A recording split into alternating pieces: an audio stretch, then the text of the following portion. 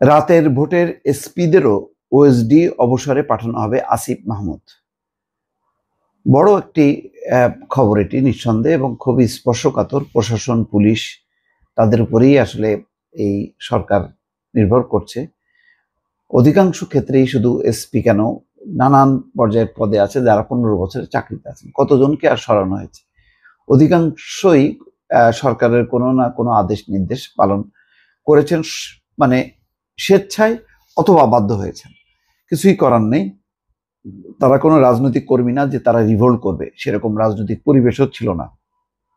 যাই হোক, এখন তাদের অনিবার্য, এখন তারা যেভাবেই হোক খুনের সাথে জড়ায় গেছে। এখানে মাপ পাওয়ার কোনো কারণ নেই, আমি বলিও না যে তাদেরকে অব্যাহতি দেওয়া হোক। কিন্তু যেহেতু পুলিশ প্রশাসনিক কর্মকর্তা, এরকম আওয়াজ না দিলেও চলতো। মানে এগুলি পর্যায়ক্রমে আস্তে আস্তে আস্তে মানে শুদ্ধ করাটা ভালো ছিল আর কি।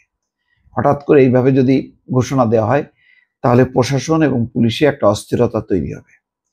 আর এই গুরুত্বপূর্ণ সিদ্ধান্তগুলো আমি মনে করি যে আরো উচ্চ পর্যায় থেকে অ্যানাউন্সমেন্টটা হওয়া উচিত, বা দাপ্তরিকভাবে, মানে কারোর দায়িত্ব নিয়ে এভাবে বলা, মানে সরকারি স্পোক্সম্যানকে, সেটাও বুঝতে পারি না। যাই হোক, আসিফ মাহমুদ, সজীব ভুঁইয়া তারা আন্দোলনের নেতা, বয়স কম হলেও হয়তো সরকার তাদেরকেই মুখপাত্র হিসেবে বিভিন্ন গুরুত্বপূর্ণ সিদ্ধান্ত তাদের মাধ্যমে জাতিকে জানাচ্ছে।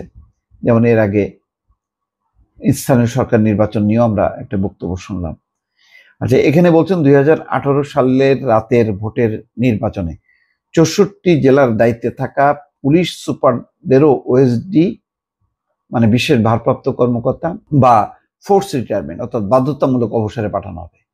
শুক্রবার ব্যক্তিগত ফেসবুক অ্যাকাউন্ট থেকে একটি পোস্টে আসিফ মাহমুদ এই কথা বলেন। বিগত বিতর্কিত 3টি জাতীয় সংসদ নির্বাচনে 14, 18, 24-এর সময় দায়িত্বে থাকা সাবেক ডিসিদের বাধ্যতামূলক অবসরে পাঠানো এবং ওএসডি করার বিষয়ে বৃহস্পতিবার সিদ্ধান্ত হয়।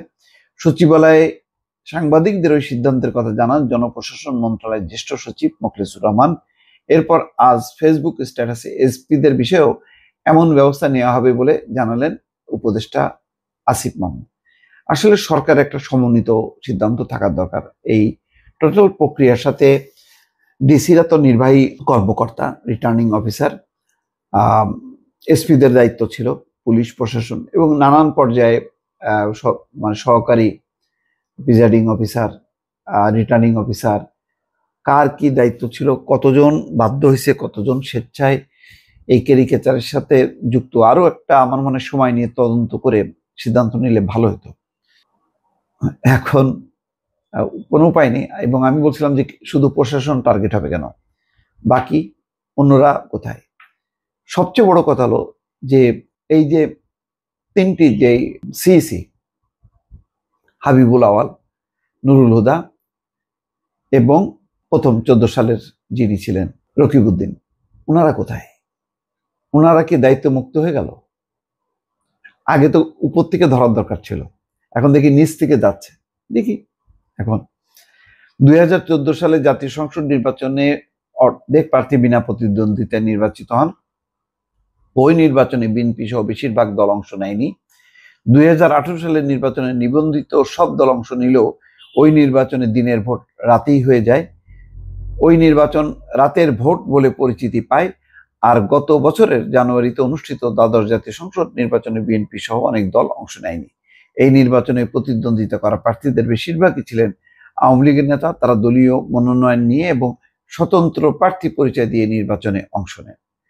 এই হচ্ছে অবস্থা। দেখা যাক শেষ পর্যন্ত কি দাঁড়ায়। ভালো থাকবেন। আল্লাহ হাফেজ।